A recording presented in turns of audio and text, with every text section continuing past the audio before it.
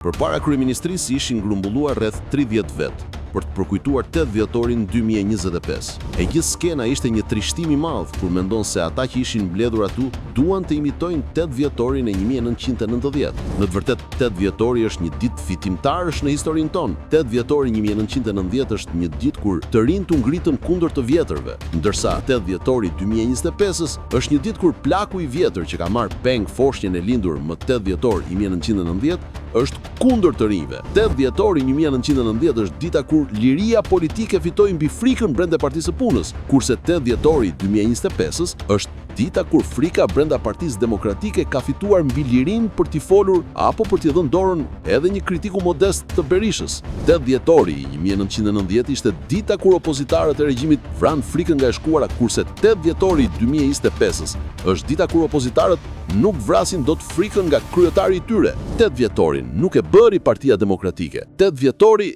e bëri Partinë Demokratike.